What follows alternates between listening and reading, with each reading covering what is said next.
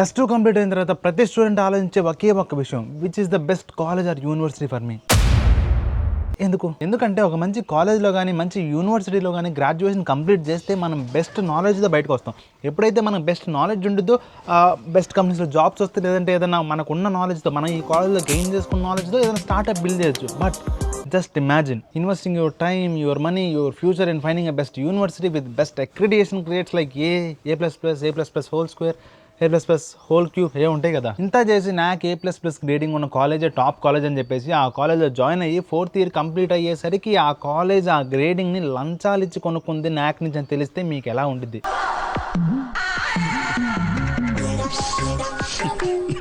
ఇప్పుడు సేమ్ అలాంటి ఇన్సిడెంట్ జరిగింది ఎక్కడో కాదు, విజయవాడ దగ్గరలో ఉన్న Koneru Lakshmaiah university, shortly called as KL university. ఇది ఎప్పుడు జరిగిందంటే Feb 1, 2024లో జరిగింది. అంటే జస్ట్ జరిగి ఒక 2 days కూడా కావట్లేదు.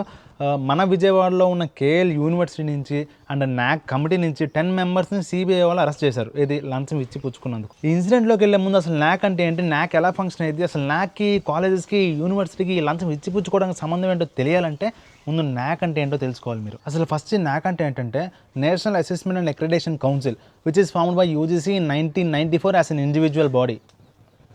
తెలుగులో చెప్తాను. యూజీసీ ద్వారా 1994లో ఫామ్ అవ్వబడిన ఒక అటానమస్ బాడీ.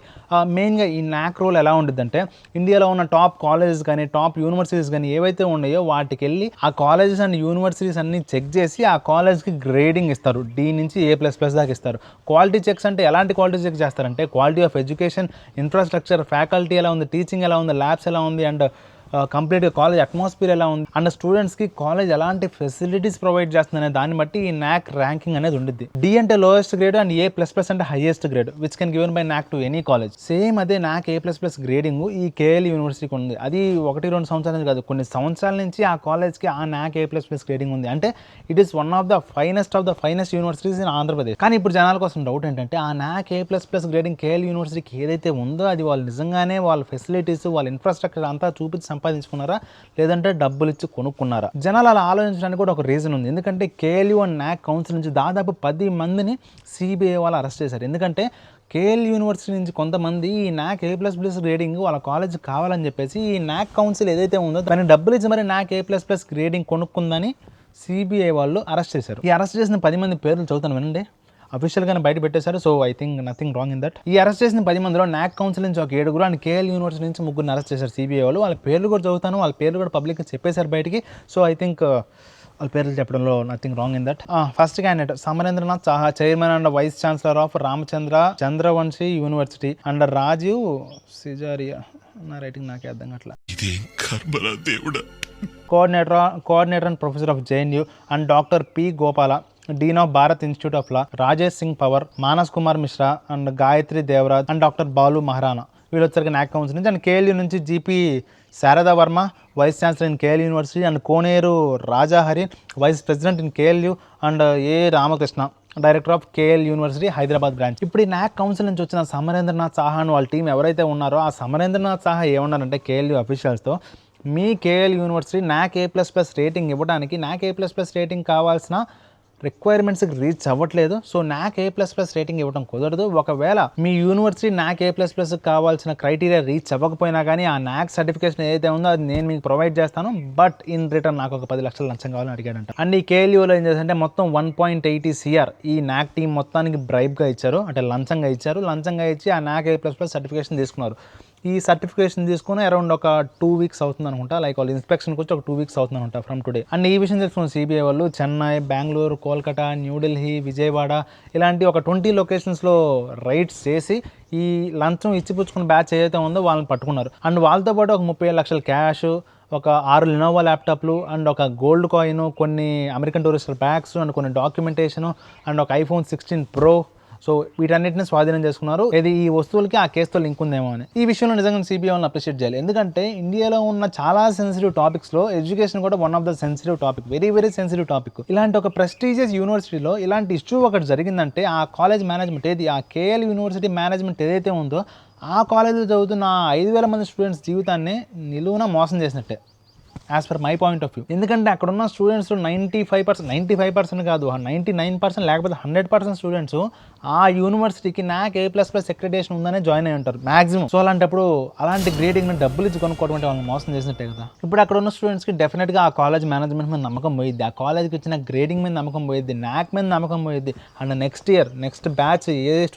నెక్స్ట్ బ్యాచ్ ఎవరైతే స్టూడెంట్స్ ఈ కాలేజ్ జాయిన్ అవుదాం అనుకుంటున్నారో వాళ్ళకి కూడా కొంచెం ట్రస్ట్ ఇష్యూస్ అనేది వస్తాయి డెఫినెట్గా. ఎందుకంటే ఇలాంటి ఇష్యూ ఒకటి జరిగినప్పుడు ఇప్పుడు పబ్లిక్ ఈ ఇష్యూని వాళ్ళ చుట్టూ జరుగుతున్న ఇష్యూస్లో ఒక ఇష్యూలా కన్సిడర్ చేయవచ్చు. బట్ ఒక కాలేజ్ నాక్ అక్రిడిటేషన్ డబ్బులు ఇచ్చి కొనుక్కుందంటే అది చిన్న విషయం కాదు. ఎందుకంటే ఆ కాలేజ్ ఇన్ఫ్రాస్ట్రక్చర్ లేనప్పుడు అలాంటి గ్రేడింగ్ రాదు, అలాంటి గ్రేడింగ్ రానప్పుడు స్టూడెంట్స్ రారు జాయిన్ అవడానికి. అలాంటిది ఆ స్టూడెంట్స్ని రప్పించుకోవడానికి వాళ్ళ దగ్గర ఇన్ఫ్రాస్ట్రక్చర్ లేకపోయినా కానీ వాళ్ళ దగ్గర ఉన్న ఇన్ఫ్రాస్ట్రక్చర్ ఆ నాక్ A++ అక్రిడిటేషన్కి రీచ్ అవ్వకపోయినా కానీ డబ్బులు ఇచ్చి కొనుక్కున్నారంటే that's a really very big issue.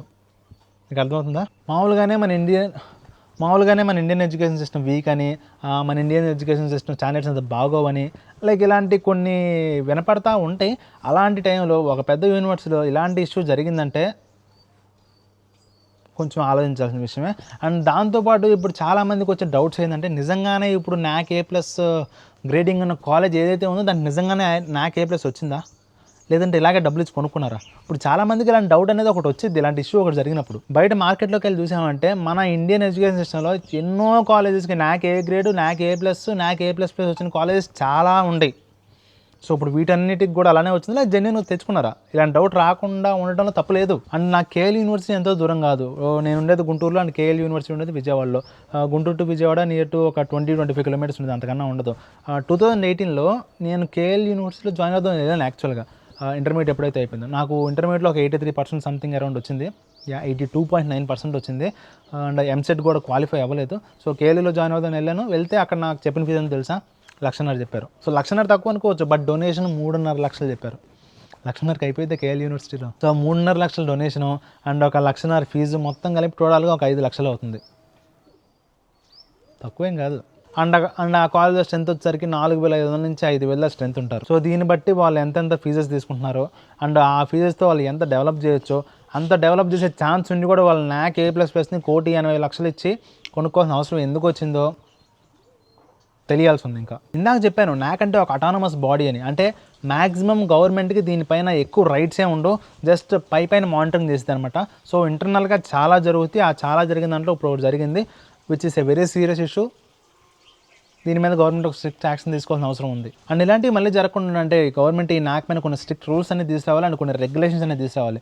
And ఇలాంటివి జరగకుండా ఉండడానికి నా తరపు నుంచి నాకు అనిపించిన కొన్ని సజెషన్స్ ఏంటంటే, ఫస్ట్ థింగ్ ట్రాన్స్పరెన్సీ అనేది పెంచాలి, కంప్లీట్గా ట్రాన్స్పరెంట్ ఉండాలి. కంప్లీట్గా అంటే వెరీ క్రూషియల్ డేటాని బయట పెట్టకపోయినా కానీ అసలు ఆ కాలేజ్కి నాక్ ఎందుకు వచ్చింది, అసలు నాక్ రావాలంటే ఆ కాలేజ్కి ఎలాంటి రిక్వైర్మెంట్స్ ఉండాలి, మీ కాలేజ్ ఆ రిక్వైర్మెంట్స్ని రీచ్ అయిందా లేదా అనేది ఆ కాలేజ్ ఉన్న ప్రతి స్టూడెంట్స్కి తెలిసేలా చేయాలి, జనరల్ పబ్లిక్ కూడా తెలిసేలా చేయాలి. అండ్ దాంతోపాటు ఎక్కువ హ్యూమన్ పవర్నే కాకుండా టెక్నాలజీని కూడా ఎక్కువ యూజ్ చేయాలి. ఇప్పుడు మనం ఎలాంటి కాలంలో ఉన్న ఏఐ యుగం, పవర్ పాయింట్ ప్రజెంటేషన్లు కానీ లేకపోతే ఎక్సెల్ షీట్లు కానీ వీడియో ఎడిటింగ్ కానీ జస్ట్ సింగిల్ క్లిక్ అయిపోతున్నాయి.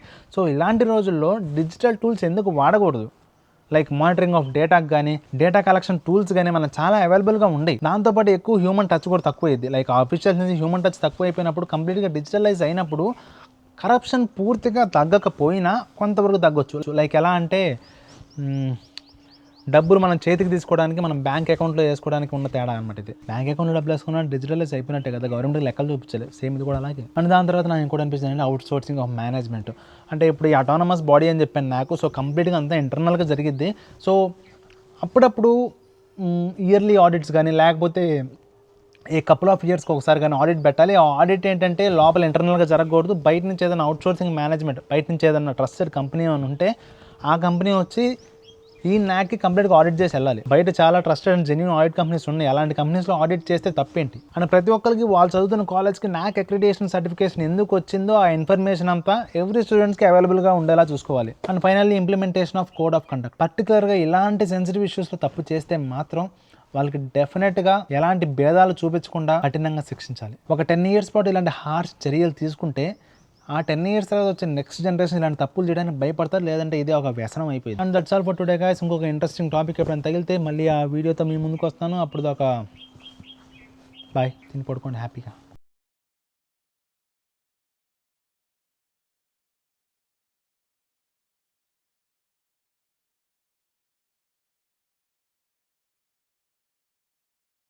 అండ్ మనం కాలేజీలకు కానీ యూనివర్సిటీస్ కానీ ఇంత ఫీజెస్ కడతాం కదా, మ్యాక్సిమం వేలల్లో కట్టే కాలేజీలు చాలా తక్కువ ఉంటాయి. ఈ కాలేజెస్ కానీ యూనివర్సిటీస్ కానీ మంచి టాప్ టైర్ కాలేజీలు అయితే మాత్రం లక్షల్లోనే ఉన్నది ఫీజు. మీకు విషయం తెలుసా, ఇండియాలో education should not be used for gaining profits gain చేసుకోవడానికి ఇండియాలో ఎడ్యుకేషన్ వాడకూడదు. దీని మీద నాకు మంచి లైన్ చదివాను, అది చూడకుండా చదవలేని చూసి చదువుతాను, వినండి. In India education is considered A not for profit sector. Any revenue generated by educational institutions must be reinvested into the institution's development rather than distributed as a profit. Violating these principles can lead to legal consequences. But ఇది ఏమైనా follow అవుతారా అంటే no, అబ్బాయి అలాంటివి ఏమి ఉండవు మన దగ్గర.